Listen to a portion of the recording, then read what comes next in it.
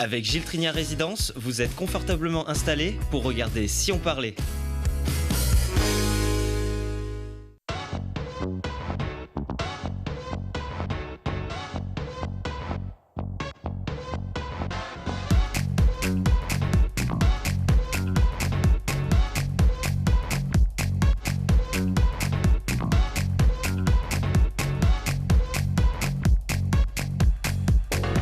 Bienvenue à tous, ravis de vous accueillir ici à la rencontre de ceux qui vont au bout de leur inspiration et qui pourraient vous donner du grain à moudre, comme ces baristas, torréfacteurs, caféologues et autres créateurs de moments délicieux autour de la passion du café, de la plante à la tasse. Et comme ces sportifs qui peut-être hésitaient entre le frisbee et le golf et qui excellent dans l'art de pratiquer les deux à la fois, une vraie discipline qui pourrait bien faire mouche. Et qui fait mouche dans notre région d'ailleurs? Ça s'appelle le disque golf. J'en ai un rose, rien que pour vous montrer que, eh bien, il va falloir être adroit ici sur ce plateau. Et nos invités sont des experts, des passionnés avant tout. Frédéric Soubéran, bienvenue. Merci. Pierre Castagnier, bienvenue. Et vous allez tout nous dire sur ce sport que vous pratiquez et encadré aussi encore peut-être au Monkey Grenoble, qui propose l'Ultimate, on dit, ou le frisbee encore? Ultimate Frisbee et disc golf. Voilà, Ultimate Frisbee et disque golf. J'espère que c'est pas aussi dur à dire qu'à pratiquer. On va voir ça avec vous. On va jouer avec vous dans un instant. Et autour d'eux, flottent des volutes apaisantes qui fleurent bon la petite graine qui est pourtant stimulante. Le café est une plante, le café est un art, un moment, un prétexte, une addiction, une passion. Et pour vous, c'est tout ça à la fois. Oliver et Jérôme, bienvenue. Bonjour. Hola. Merci. Hola, ¿qué tal? C'est ça? Oliver Arturo, vous êtes natif d'Antigua, au Guatemala. Exactement, je suis guatémaltèque. Eh bien, bienvenue. On est très, très heureux de faire le tour du monde ici avec vous. Jérôme Alexandre, vous êtes parisien. Oh oui, C'est ça. mais ça va. Mais tout va bien. On est ravis de vous accueillir ici, dans notre belle contrée. Vous qui avez travaillé, j'ai lu, dans l'audiovisuel, dans l'organisation de voyages, comment est-ce que vous êtes tombé dans la marmite de café? Eh bien, peut-être inconsciemment au début, en travaillant dans des bureaux, on crée une certaine accoutumance au café peut-être. Et en 2011, j'ai quitté Paris, je me suis déraciné de Paris, j'ai pris mon sac à dos et j'ai beaucoup voyagé. Et un peu partout dans mes voyages, j'ai goûté des cafés. Et c'est au Guatemala particulièrement que le café m'a frappé. En plus de plein d'autres choses, parce qu'au Guatemala, eh bien, il y a les volcans, il y a la nature intense. Oui, ça veut dire, je crois, pardon, la terre de forêt, c'est ça? Oui, Guatemala, tout à fait. Ouais, beaucoup d'arbres, terre d'arbres, effectivement. Ouais. Que vous retrouvez ici à Grenoble. Ça ressemble un petit peu ou pas? Ça ressemble un peu, ouais. Ah, d'accord. Et puis les gens aussi, au Guatemala, des gens bienveillants, souriants. On peut revoir en gros blanc. C'est quoi souriant? Souriant, c'est ça, d'accord. C'est assez exceptionnel. Et puis voilà, en 2016, j'ai décidé de poser mes valises au Guatemala, dans mon sac à dos. Et je suis resté là-bas et j'ai vraiment littéralement plongé dans le café où je me suis formé en torréfaction sur place.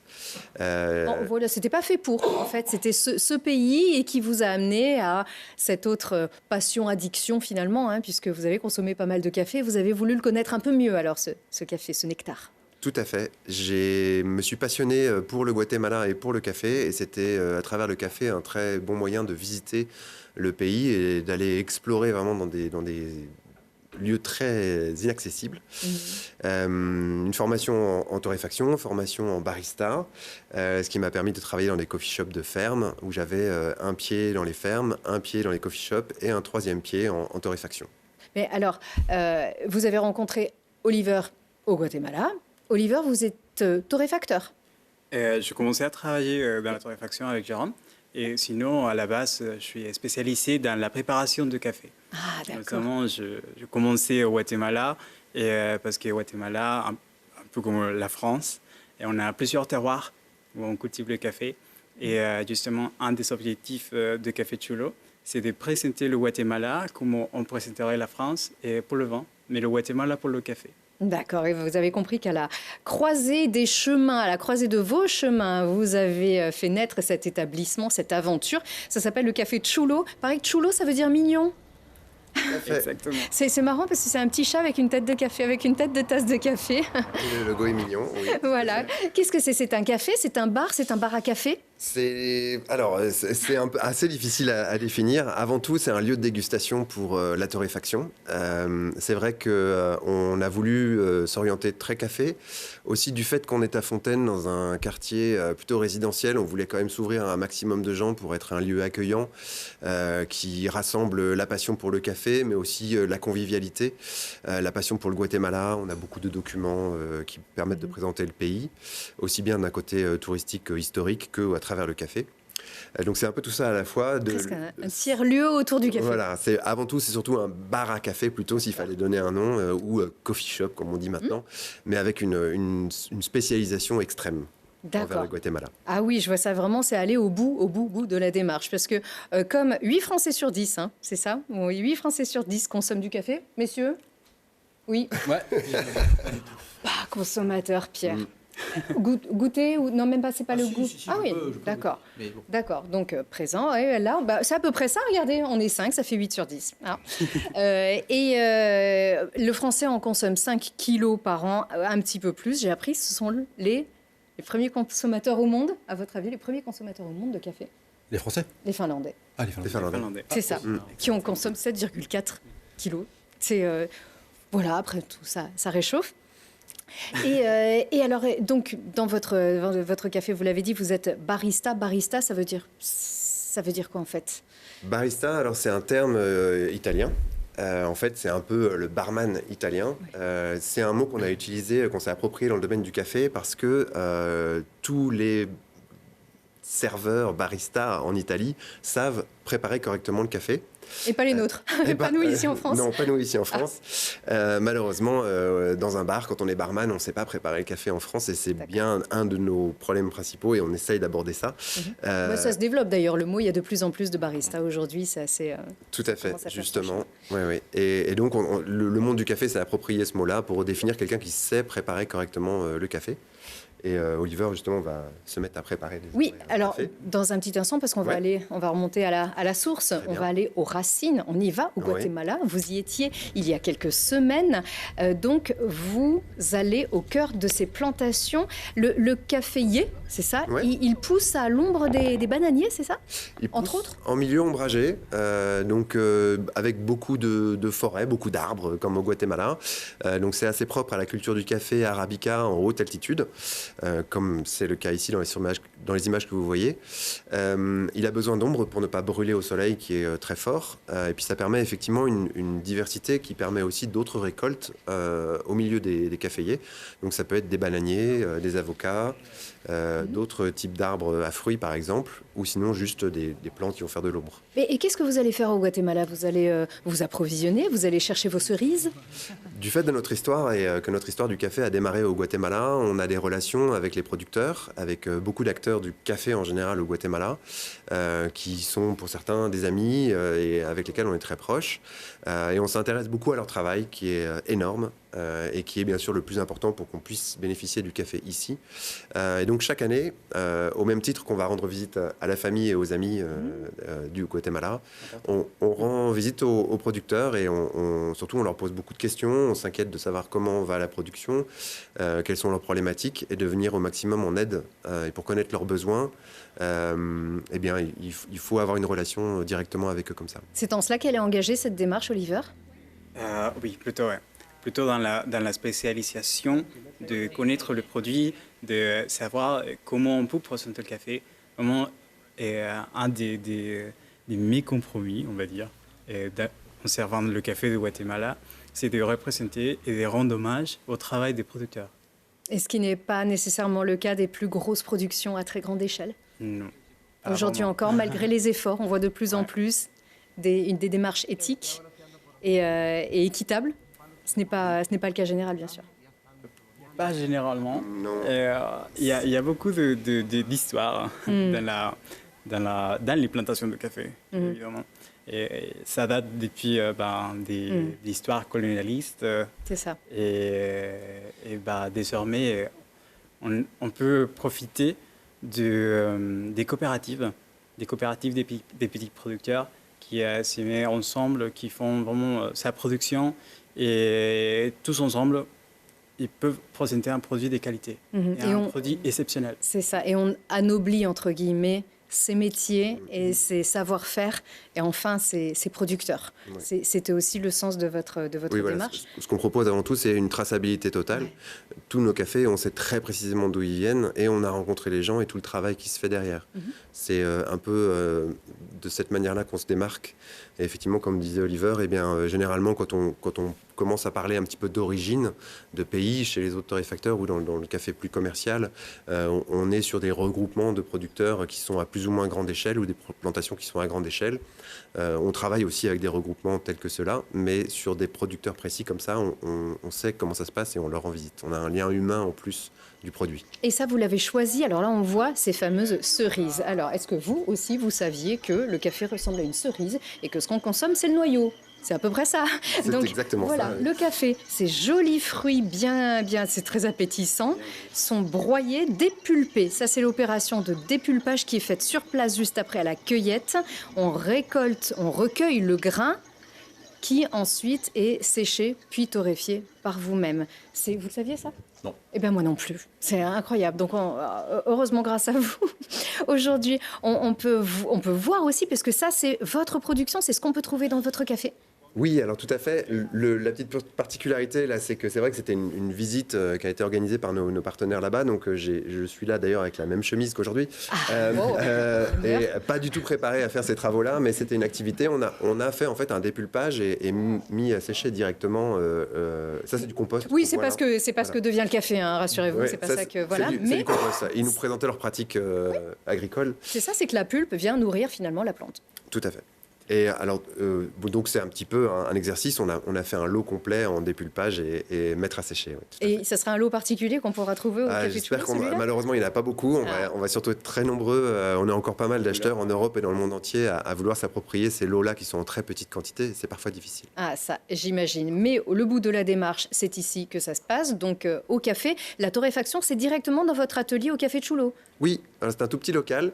On a aussi un petit torréfacteur. Ça, c'est du grain vert avant la torréfaction. Voilà, le grain arrive comme ça et il devient ça, c'est notre ami Mathieu qui torréfiait ce matin quand vous êtes venu filmer les images. D'accord. Alors, c'est vraiment un tout petit torréfacteur, ce qui nous permet vraiment de cuire, j'ai envie de dire, aux petits oignons. On est vraiment une torréfaction qui est très, très soigneuse, particulièrement. Y compris, là, on retire éventuellement les grains qui ne sont pas parfaitement homogènes. Du fait d'une production à toute petite échelle, une micro-torréfaction, en fait, on a un soin très, très particulier. Et c'est aussi une de nos marques de fabrique. Il faut l'écouter pour savoir aussi quand il est prêt, quand il est torréfié. C'est ça, il craque comme un popcorn ? Exactement. Ah oui. Donc c'est vraiment tout un savoir-faire. C'est une démarche qui est vraiment très très jusqu'au boutiste. Et la dégustation. Alors, la dégustation, c'est tout un art. On y va. Je vous propose d'écouter. Surtout, ça se regarde, mais ça s'écoute.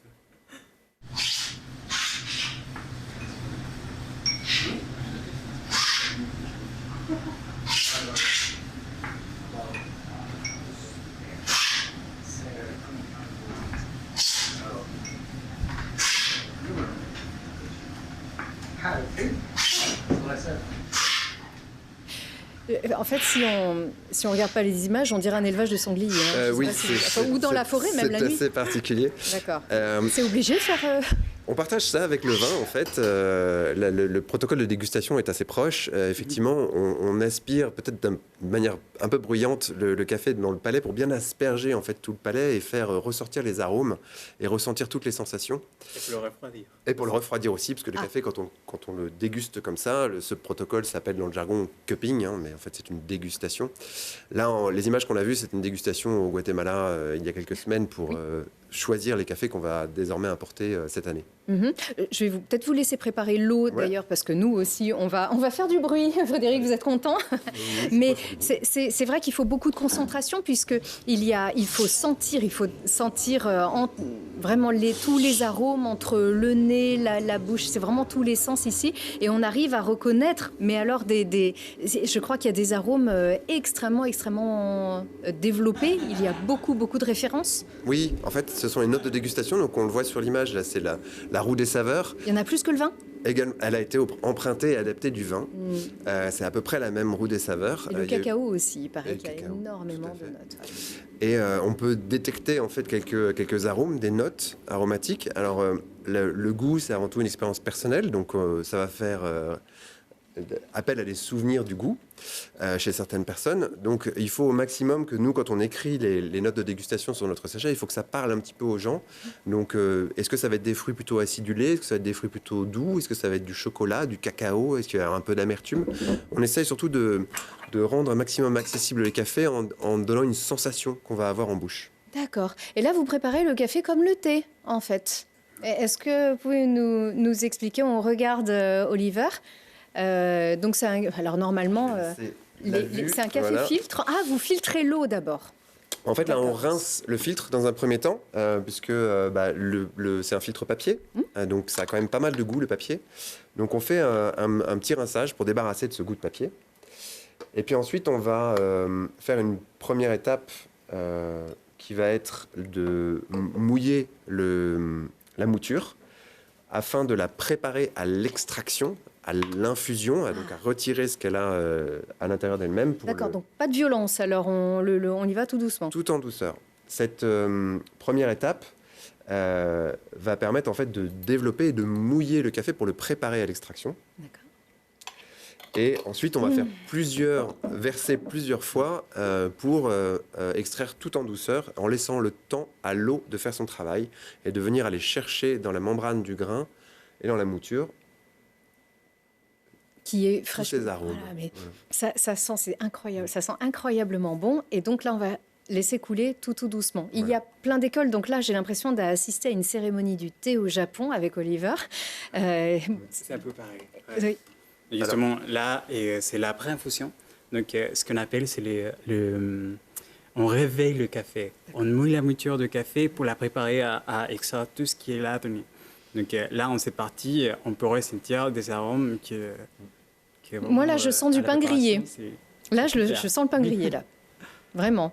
Et ça, c'est aussi ce que vous proposez. Il y a plein d'écoles. Hein. Il y a l'école du Perco, il y a l'école de la cafetière italienne. Voilà, la cafetière italienne. Il y a aussi la cafetière italienne. Le piston, on va parler avec les gestes. Effectivement, on a toutes les mimiques et c'est assez rigolo parce qu'à la boutique, les gens ne peuvent pas forcément mettre de nom. Ils nous disent, mais j'ai la cafetière. Ah, cafetière italienne. Voilà. Ah, j'ai la cafetière. Ah, la cafetière le piston. Voilà. Okay. Ou ça. C'est l'espresso.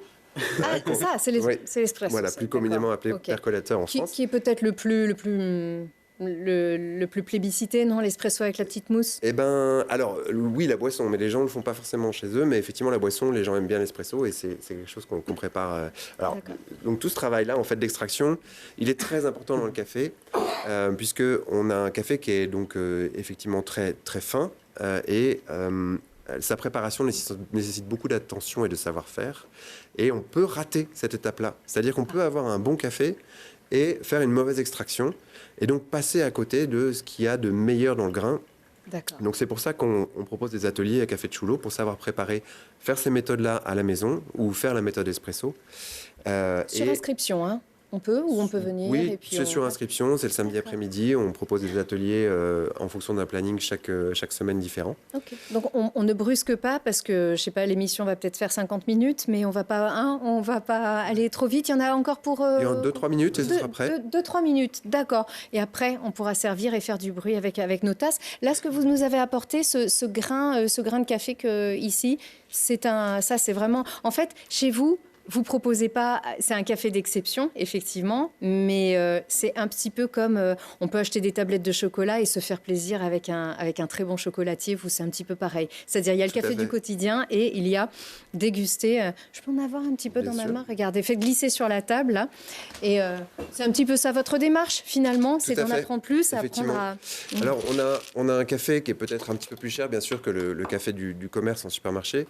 La différence de goût est là, et c'est vrai que certaines personnes peuvent préférer ce café pour le week-end, le moment pour se faire plaisir, en ayant le temps vraiment de bien le préparer et de le déguster, plutôt que d'en faire son café du quotidien. D'accord. Eh bien, et puis là, vous nous avez apporté des petits cadeaux aussi. Qu'est-ce que c'est, ça? Regardez, Je il y peux a, il y a des, expliquer. il y a des Alors, petits bonhommes. Ce sont des quitapenas, en fait. C'est une tradition au Guatemala et puis dans l'ensemble du domaine maya, où c'est des petites poupées. En fait, on leur raconte nos chagrins le soir avant de s'endormir et on le met sous l'oreiller. Et pendant la nuit, elles vont aller nous débarrasser de nos chagrins et le matin, on aura tout oublié. Je sais pas si on la voit là. Voilà. Voilà. Oui. Toute petite C'est les poupée. toutes petites poupées. Voilà. la Ça s'appelle garder les quitapenas, comme quitter les peines. Elle est bien petite pour tous ces chagrins. Oui. Ouais, comme ça, tant mieux. Moins il y aura de chagrin et moins elle aura besoin d'être grande. Ça y est, c'est prêt. Alors, Chat. on va vous servir. passer Regardez, oui, je vais faire passer les tasses. Oui. Merci. Hop, ce sont des tasses guatémaltèques aussi? Tout à fait. Ce sont des tasses en céramique qui ont été faites et peintes à la main au bord du lac Atitlan, à Santa Catarina Polopo. D'accord. Ce sont des petits bijoux, on les adore, parce que bien sûr, elles sont pleines de souvenirs et d'émotions. Ah ben moi, on en a un, il ressemble au pan. Tout à fait. Alors, là, d'abord, je dois sentir. Alors attention, c'est chaud. Déjà, il faut effectivement sentir. Il faut regarder aussi. Il faut voir la tasse en elle-même, le liquide, sa couleur, éventuellement un peu sa transparence. Le sentir. Le sentir. On peut déjà sentir quelques arômes. Éventuellement, on peut lui donner des notes plutôt fruitées, un peu florales, éventuellement plus chocolatées. Là, on est quand même sur quelque chose d'assez chocolaté, praliné. Oui, je vous ai dit avec que des c'est ce que notes de j'aimais. noisettes. Ouais. On a fait exprès. Oui, on a choisi en fonction de vos préférences. Et là, Ensuite, alors attention, c'est chaud. Donc effectivement, on peut vouloir faire ce petit slurp pour l'ingurgiter, pour le refroidir et pour s'arroser le palais. Sinon, on peut juste le boire, tout simplement. moi, je bois. C'est ça? Voilà. Et puis, il faut penser à respirer. C'est Ah dans oui. le nez que les arômes vont remonter et qu'on va ressentir. Mais c'est vrai que si on fait du bruit, ça change la dégustation, effectivement. Voilà. Je vais pas trop en faire parce que... Ok. Hein. Ah, ça remonte bien jusqu'au nez. Bah, alors là, mon quotidien, et probablement celui de mes collègues, va changer à partir de cette émission. Oh, c'est vraiment un cadeau que vous nous avez fait. C'est exceptionnel. Merci de nous en avoir dit davantage sur la préparation et sur cet art du café, la cérémonie du café presque. C'est sacré la manière dont vous le faites. Et, Oui, c'est moi, c'est sacré parce que en fait, c'est pour rendre hommage au travail des producteurs. Tout à fait. Et ben voilà, vous leur enverrez le lien bien sûr vers notre émission. Ils ont fait vraiment du très très beau travail et vous aussi. Merci beaucoup. Ben maintenant, on va avoir plein d'énergie. Oui, Fred? Non, j'ai dit, c'est sympa. C'est doux, hein. ouais. Et Alors, qu'est-ce qu'il en dit? En tant que non-connaisseur total, je le trouve moins amer que des cafés standards. Non, Et laissez-le refroidir, il va s'adoucir encore un petit peu. Alors, on va laisser refroidir. On finit la dégustation tout à l'heure. Merci beaucoup, Café de Chulo à Fontaine. On vous retrouve quand même en fin d'émission, bien Merci. sûr. Hein. Allez, à tout de suite.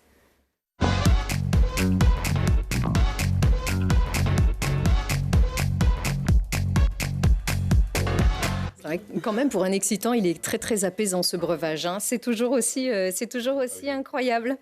Le sport est infini. Il peut être ancestral, archaïque ou moderne et mélanger les tendances.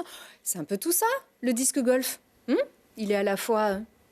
C'est moderne, agréable, facile, sportif. Bah bien sûr. Et puis archaïque, regardez, on a tous fait, on jette tous des Oui. choses quand on est C'est petit. Très, très accessible. Voilà. Et donc, c'est le principe même du disque golf. Alors, le principe, on lance c'est un frisbee. L'Ultimate, c'est un frisbee. Alors, Frisbee, il me semble que c'est même une marque. C'est une marque. Et oui, c'est vrai, aux États-Unis, C'est c'était une marque une marque déposée, donc en d'assiette. fait, on va Et ouais. plutôt dire disque. Ok. Et donc, d'où le nom disque golf. Et donc, le but, c'est à partir d'un point de départ, un titre de départ, de lancer ce disque jusqu'à une corbeille, dont vous pouvez voir un modèle réduit ici Là. au milieu Là, du là, plateau. Sur notre plateau. En vrai, il faut imaginer ça en 2 fois plus gros, 2 fois plus haut, 2 fois plus large. Regardez, Et- on va le voir d'ailleurs. là, sur ce- Et que le but c'est donc que le frisbee arrive dans les chaînes ou dans la nacelle et il reste. Et à ce Donc- moment-là, le trou est fini. Et évidemment, il faut utiliser le moins de lancers possible pour arriver du titre départ à la corbeille d'arrivée. D'accord. Alors, le point de départ. D'abord, le point de départ de cette discipline, c'est quoi? C'est né, elle est encore assez récente? Non, alors c'est une discipline qui est née aux États-Unis. Alors, fixer une date de départ, je ne connais pas, mais ça doit être sûrement dans les années 70. Les premiers disques, au début, ils avaient très peu de disques différents. Et il y a des disques un peu antiques qui existent, qui datent de cette période-là, où les gens avaient 1 ou 2 disques. Et puis, donc voilà, une 50aine d'années à peu près. Et ça s'est développé et popularisé depuis. Et il est arrivé ici alors que Grenoble et sa région grenobloise a un club de frisbee, le club Un l'Ultimate. club d'Ultimate Frisbee et qui a aussi sa section disc golf. Les Monkeys, oui. Et qui est un club Petit qui logo vit ici. bien, d'ailleurs. Et vous êtes comment est-ce que vous avez découvert ce sport, Frédéric? Moi, j'ai commencé à jouer au siècle dernier. À l'Ultimate. J'habitais en région parisienne à ce moment-là et j'ai découvert par un copain et qui m'a amené à l'Ultimate. J'ai joué. Parce que c'est sportif, hein, l'Ultimate. Hein, le foot. Exactement, Attention, c'est avec des sportif. règles Et propres. comme on peut voir, c'est plus tout à fait ma caractéristique première. C'est balèze et quand même, donc- attention. Et donc, montre qu'il faut, je hein. suis comme beaucoup de joueurs, j'ai découvert le disque golf pour pouvoir continuer à pratiquer des sports de disque en ayant une pratique un peu plus adaptée à mon état de forme. Et c'est pas nécessaire alors d'avoir. Certains passent du golf au disque golf. Ou est-ce que vraiment, ça n'a je rien à connais voir 2-3 au-delà du personnes comme ça, parcours? Ah mais ouais. effectivement, je pense que c'est assez marginal. Il n'y a pas forcément de lien entre le golf et le disc golf. La transition Ultimate Frisbee vers disc golf se fait plus souvent parce qu'on découvre le disc golf par des gens de notre club qui connaissent le disc golf et venant de l'Ultimate, on peut arriver au disc golf. Et puis, je ne vais pas dire que c'est une espèce de pré-retraite, mais c'est une pratique alternative très différente avec aussi un aspect individuel par rapport à un aspect collectif et avec aussi un aspect naturel, plein de nature, qui est différent qu'un stade de foot ou de rugby où on peut jouer à l'Ultimate. Donc, On va le voir, cet aspect nature avec les parcours. Là, on va à Jarry, au disc golf du Clos Jouvin. Un parcours il y a déjà quelques années, hein, attention.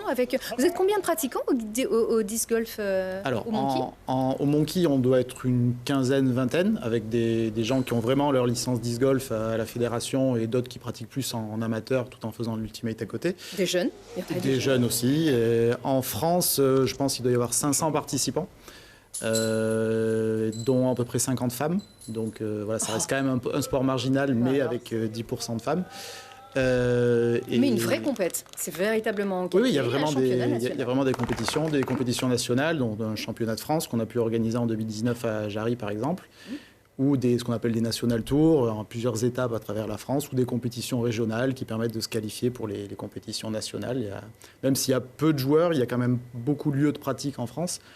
J'ai vu, il y a une centaine de parcours référencés en France, comme celui de Jarry. Alors des petits, certains en station de ski qui ne sont pas forcément ouverts toute l'année.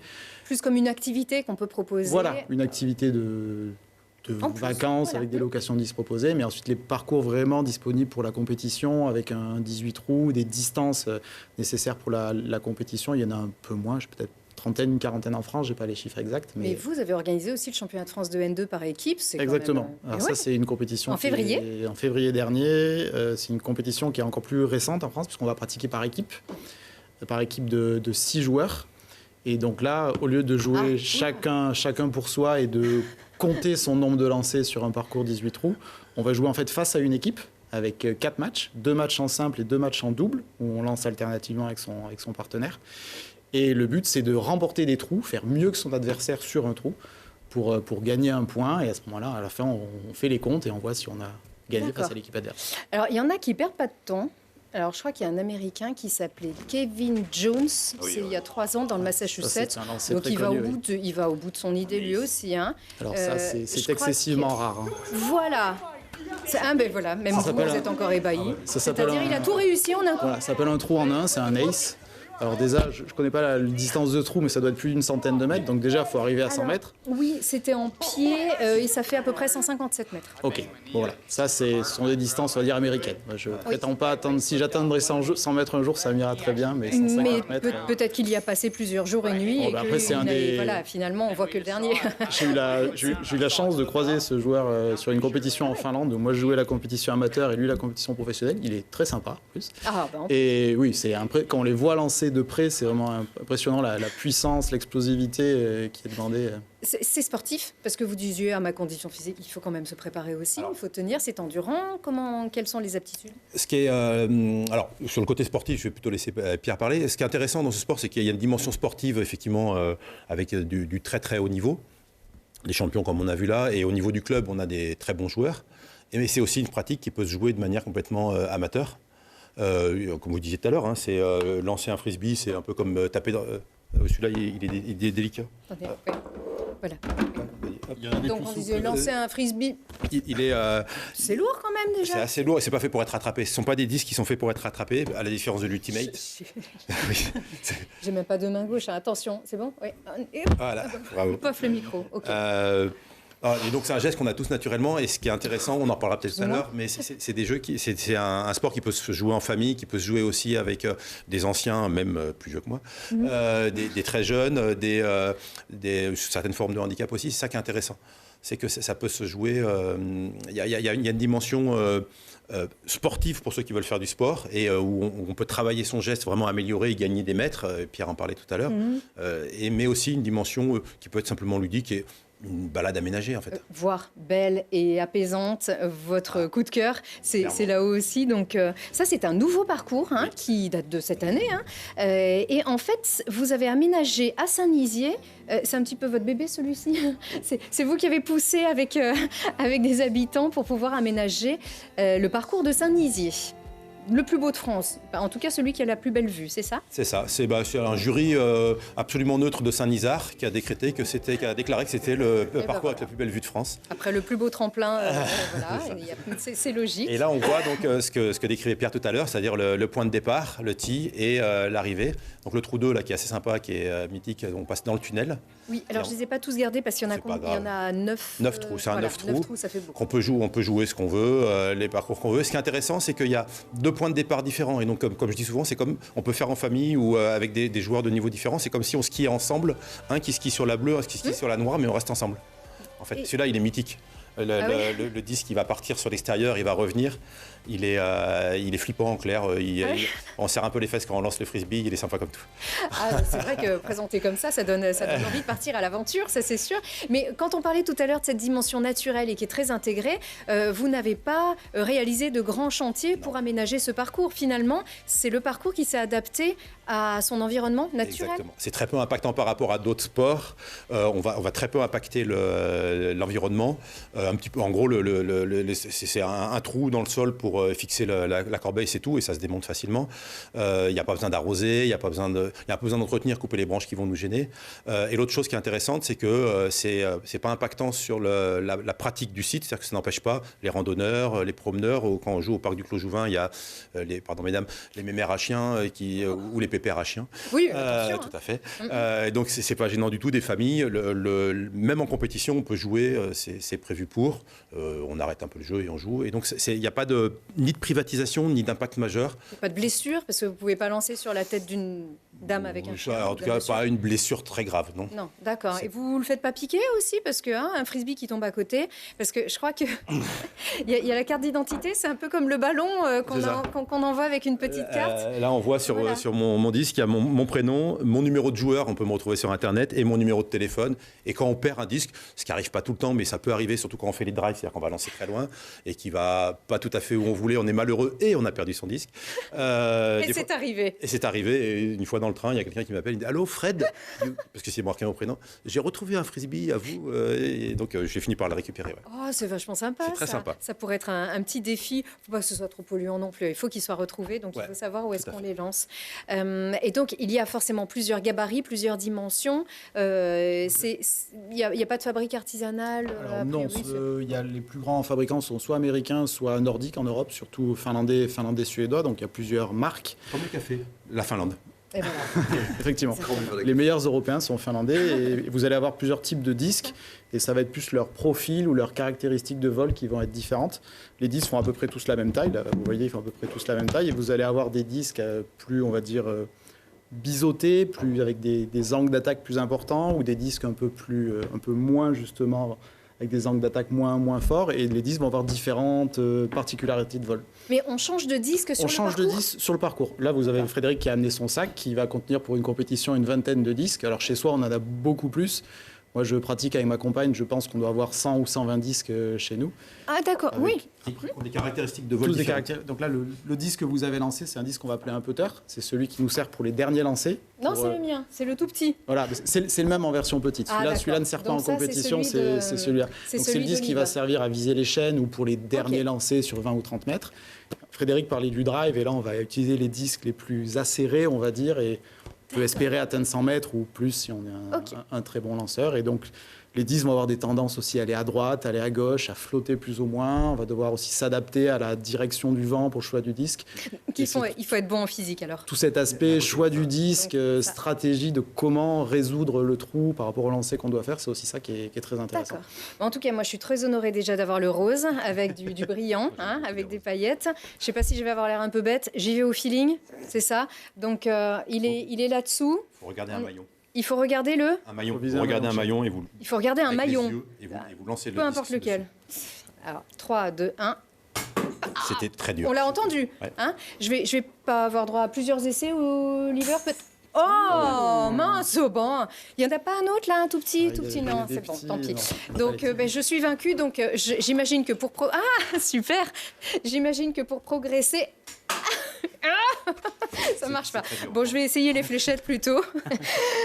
Écoutez, merci pour cette belle découverte. On peut aller vous rencontrer alors à Jarry, soit à Saint-Nizier alors. À Saint-Nizier, venez jouer. On peut louer des disques pour 2 € la journée dans 3 de nos commerces. Et on peut prendre des petits flyers là, qui présentent le parcours, qui permettent de noter ses résultats avec les copains. Il y a les règles de jeu. C'est sympa, ça fait un souvenir. Et c'est hyper ludique et ça fait sortir avec les beaux jours, justement. Ça c'est un plaisir. Merci pour cette découverte. On espère vous revoir bientôt avec des médailles aussi. D'accord ? Ouais. Vous reviendrez. Ah, pourquoi il y en a ? Parler d'une médaille. Oh là là. J'ai amené Mais la ils ont- médaille Ils ont vraiment tout. conquise par les Monkeys justement au championnat par équipe fin février. On a terminé 2e, bon, sur 7, pas non plus. Non, mais contingent c'est d'équipe, bien mais voilà, voilà. quand même. On a Ce qui dit nous 500 permettra de pratiquants jouer en en France. Division 1 l'année prochaine. Et voilà, bravo à vous et aussi honoré par un trophée de l'Office municipal des sports aussi cette année. Allez, tout de suite les petits coups de cœur.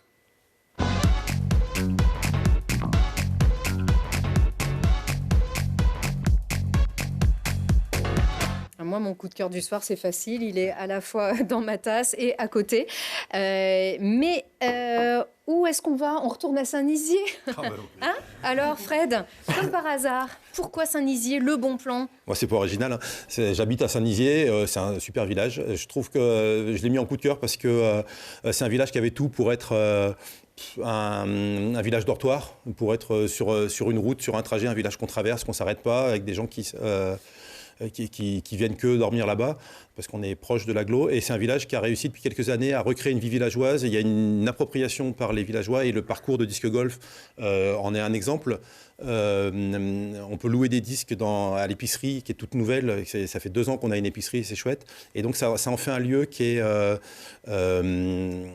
sympa à vivre, mais aussi sympa à visiter. Il faut monter pour la journée. Il y a maintenant un bar qui se tient bien. Il y a bientôt une boulangerie. Donc, c'est vraiment un chouette endroit. Il y a des chouettes balades à faire. Et venez jouer au disque golf, c'est sûr. Il n'y a pas un tremplin ? Et sur le tremplin, oui, tout à fait. Alors, voilà, qui pourrait revivre, renaître comme un vrai site aussi, historique. Il y a des projets. Il y a des vrais projets en ce moment. Il peut y avoir des jolies choses. Hein. On devrait en reparler sous peu. Bon, allez.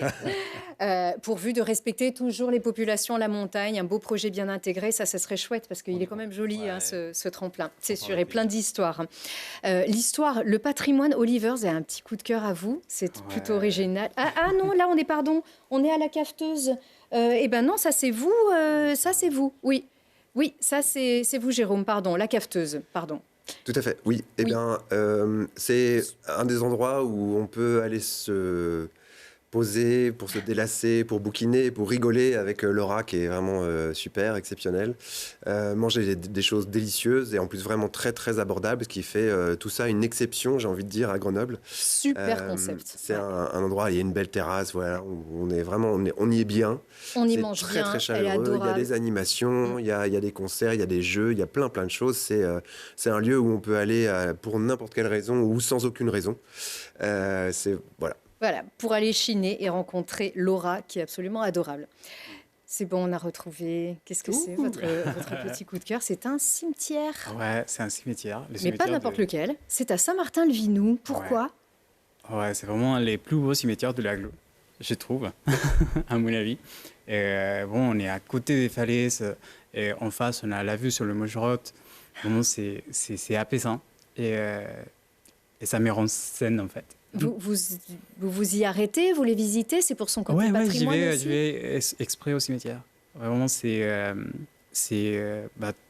on peut s'évader à l'intérieur du cimetière. Tu peux lire les dates. Donc, c'est vraiment toutes les personnes qui ont déjà vécu, qui ont une histoire. Et vraiment, il y a des gens qui ont des plaques aussi. Donc, tu peux trouver de l'inspiration.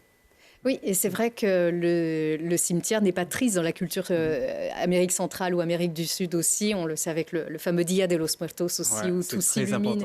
Et ça, c'est sublime. Ouais. Et ben, merci pour cette très belle découverte, très inspirante aussi. Et puis, un endroit qui va renaître de ses cendres. Exactement, aussi. un petit coup de cœur nostalgique pour ma part. C'était donc un bar à bière, une microbrasserie qui existait sur Grenoble et qui a fermé il y a quelques mois, tenu par un ancien du club qui s'appelle Damien, et donc qui brassait ses propres bières, qui importait des bières de partout dans le monde. Et même si je ne suis pas un grand amateur de café, mais voilà, ça m'a donné un peu l'amour de la bière et de tout ce qui peut exister. Et ce bar va bientôt réouvrir. Je ne connais pas les nouveaux propriétaires, mais on espère que ça sera aussi bien qu'avant. Et ben voilà, le message est passé. En tout cas, merci beaucoup pour ces belles découvertes. Un dernier, et là, ça y est, il a bien refroidi. On peut aussi le boire comme ça. Faut pas non plus s'étouffer. Mais un grand merci pour cette très très belle couverte et pour toutes ces belles odeurs que vous avez dispersées ici sur ce plateau. Merci à vous tous et à très vite. Au revoir.